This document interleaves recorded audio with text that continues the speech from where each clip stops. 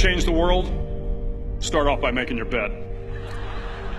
If you make your bed every morning, you will have accomplished the first task of the day. It will give you a small sense of pride, and it will encourage you to do another task, and another, and another. And by the end of the day, that one task completed will have turned into many tasks completed. Making your bed will also reinforce the fact that the little things in life matter. If you can't do the little things right, you'll never be able to do the big things right. And if by chance you have a miserable day, you will come home to a bed that is made, that you made.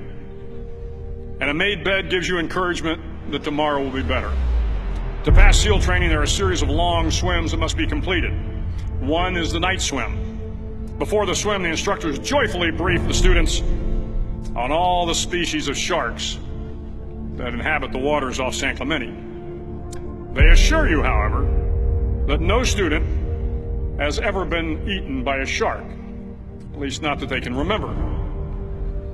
But you are also taught that if a shark begins to circle your position, stand your ground. Do not swim away. Do not act afraid. And if the shark, hungry for a midnight snack, darts towards you, then summons up all your strength and punch him in the snout, and he will turn and swim away. There are a lot of sharks in the world. If you hope to complete the swim, you will have to deal with them. So if you want to change the world, don't back down from the sharks. Over a few weeks of difficult training, my SEAL class, which started with 150 men, was down to just 42. There were now 6 boat crews of 7 men each. I was in the boat with the tall guys, but the best boat crew we had was made up of the little guys, the Munchkin crew, we called them. No one was over 5'5". The Munchkin boat crew had 1 American Indian, 1 African American, 1 Polish American, 1 Greek American, 1 Italian American, and 2 tough kids from the Midwest. They out-paddled, outran, and outswam all the other boat crews. The big men in the other boat crews would always make good-natured fun of the tiny little flippers the Munchkins put on their tiny little feet prior to every swim. But somehow these little guys from every corner of the nation and the world always had the last laugh, swimming faster than everyone and reaching the shore long before the rest of us. SEAL training was a great equalizer. Nothing mattered but your will to succeed, not your color, not your ethnic background, not your education, not your social status. If you want to change the world, measure a person by the size of their heart, not by the size of their flippers. The 9th week of training is referred to as Hell Week. It is 6 days of no sleep, constant physical and mental harassment, and 1 special day at the Mud Flats. The Mud Flats are an area between San Diego and Tijuana where the water runs off and creates the Tijuana Sloughs, a swampy patch of terrain where the mud will engulf you.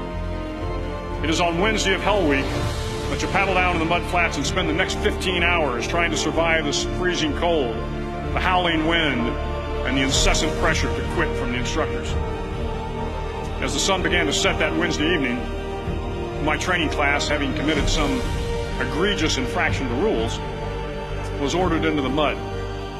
The mud consumed each man till there was nothing visible but our heads. The instructors told us we could leave the mud if only 5 men would quit.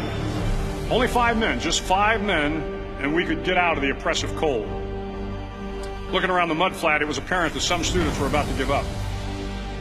It was still over 8 hours till the sun came up. 8 more hours of bone-chilling cold. The chattering teeth and the shivering moans of the trainees were so loud, it was hard to hear anything. And then one voice began to echo through the night.